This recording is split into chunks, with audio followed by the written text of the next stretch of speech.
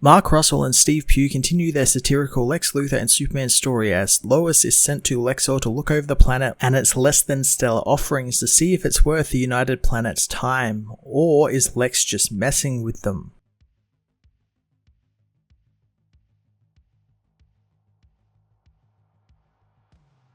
Mark Russell again injects what could have been just a pretty by-the-numbers Superman vs. Lex Luthor story with his signature political satire and comedy that has made him one of my favourite comic writers in recent history. I really do like that we have a classic Superman story of him trying to save a race of robots in the background of a hilarious Lex and Lois story that critiques government and authoritarian rule. Seeing Lois take on Lexor was a lot of fun, and I like how these people don't know how bad they have it, and if given an actual choice, which is what the United Planets wants to give them, they will learn Lex isn't all he's cracked up to be, which is something he doesn't want happening since Lex is totally full of himself and he's arrogant and he thrives on attention and people seeing him as the hero, which I really like that it showed and played up here a lot.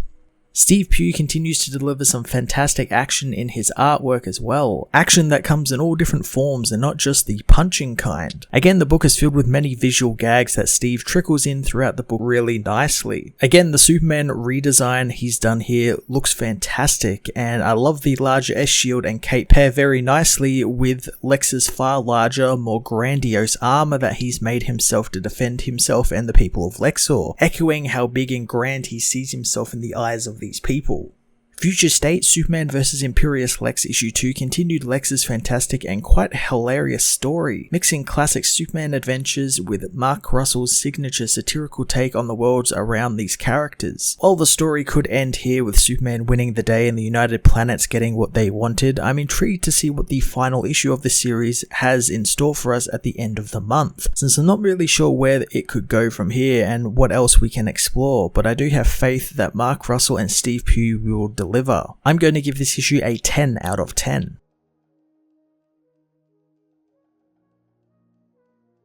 Future State Superman vs. Imperious Lex issue 2 finds Superman and Lois arriving in orbit around Lexor, where Superman wonders whose bad idea this was. Lois reminds him that it was his, but Clark knows marriage is 50-50. Clark can't remember how he left things with Lex, knowing he mentioned something about eternal revenge as usual. Clark knows that he put Lois up to this and Lex is dangerous, so she can't go in there alone, but Lois knows that they are there on business, and he's only there as a hitchhiker since with the Red Sun he would need rescuing, so he is just to relax on the ship. Superman decides that while he's there, he'll try and reprogram the reticulants he left on the moon, and maybe use them to help rebuild Lexor. Lois tells him to be careful, and Clark tells her to call him if there is any trouble, since he's always got a good 3 minutes in him before the Red Sun takes his powers away. Lois leaves the ship, rocketing down to the planet's surface, where she is welcomed by Lex Luthor, who already told his people that the United Planets were on their way, so they came to celebrate. Lois is introduced to Lex's assistant X-99 as the United Planets survey ship lands, with survey teams looking to take inventory of the world and what they can share with him. Lex plans on showing Lois around the planet on a grand tour, as on the moon, Superman returns to the reticulants, beginning his work on trying to help them, wiping their memory and Luthor's directives. Careful to do so since they are probably booby-trapped, knowing Lex. Clark thinks of his wife, hoping she's going easy on her mission as Lex takes her to see the robotics factory Superman blew up. Lois thinks that this is why he came crawling to them, but Lex says that his planet is self-sufficient. That was until Superman got involved, but Lois knows that he was stealing other planets' resources. X-99 says that Lex said they needed the reticulants to protect them, but Lois says the Outer Rim is dangerous because of Lex, and the only thing the world needs to fear is people seeking revenge for what Lex has done and stolen. But X-99 knows that Lex was right in them needing protection then. Lois is then shown the peasantry housing of Lexor before being shown the presidential palace, making Lois voice her concerns, specifically asking if the planet has any public elections. But Lex says that he doesn't even have public restrooms. Lois knows the people don't seem to know enough to be unhappy, and without a vote, why would they ever think that things could be different? Lex thinks that she is using a very outmoded view of government, and ruling isn't about giving the people what they need, it's about giving what they want. Lois checks in on Lexor's finances, finding them in shambles, wanting to go over their debt, but Lex knows that since he's now part of the United Planets, his debt is their debt now as well. Lane's survey team returns, having found something incredible while surveying the mineral deposits of the planet, finding huge amounts of deuterium crystals, which amplify energy, and a single harvest could solve the energy crisis of the galaxy for years. Lex of course knew this, but celebrates that he'll be now the richest man in the galaxy thanks to his crystals. But Lois reminds him that now that he's part of the United Planets, they're technically their crystals. Lois explains that Lexor coming into the United Planets means they take on the planet's debt, and in exchange, the United Planet gets access to the mineral wealth of the planet, and with the power of the crystals they can give Lexor things it doesn't have, like doctors, medicine, and livable technology. Lex tells her to stop, saying that all sounds good and well, but his call to the United Planets was a 911 call for help in a moment of panic, and both of them know he's not UP material. He says that he isn't a team player, and his application probably caused a stink with the council. Lex knows that their problem is now solved, since now he doesn't need to be part of the United Planets, since Lois doesn't want him, and they'll go their separate ways.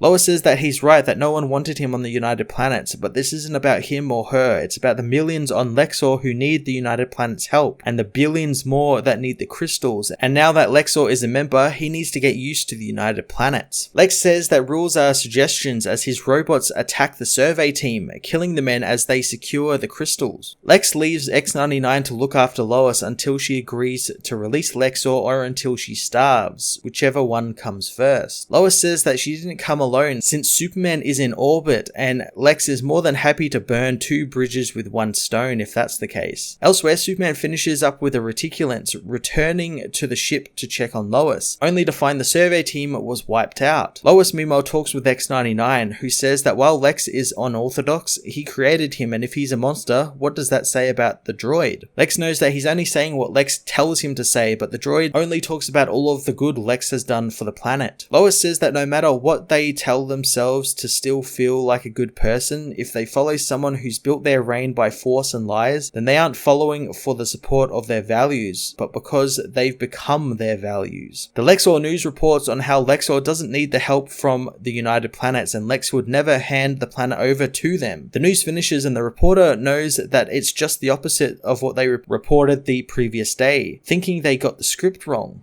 Lex, now in power armor, storms into the station, saying that he got it right as the journalist begins to question their leader. Lex vaporizes the man, telling him his contract is up as Superman arrives at the massacre site of the survey team, finding 1 man barely alive. The man tells him that Lex was behind this, showing him the crystals. The man dies as Lex arrives, knowing in 2 minutes he'll be able to finally kill Superman. Superman hits the villain, and Lex tells him to win the early rounds because time is on his side thanks to the Red Sun, as are the people who have joined Lex, rushing Superman and throwing rocks and bottles at him, soon crowding around and overwhelming the hero. With no choice left, Superman is forced to hit them away, but still they swarm him as Lex relaxes with an apple, watching as the Red Sun continues to take Superman's powers. X-99 meanwhile tells Lois that she doesn't understand, and Lex has the best intentions for them all in mind. Seeing one of the dead survey members in their loader nearby, Lois tries to pull the man free, asking X-99 for help, getting him to take the body as she pulls the little LexCorp device from the robot's back, shorting him out. Superman meanwhile is overwhelmed by the people as his powers still fade. Lex decides it's time to fight Superman now, who says that the people were lied to by the villain. Lex doesn't care since the people don't look for truth in their leaders, they look for some flattery and some more powerless and weaker than they are that they can mistake your strength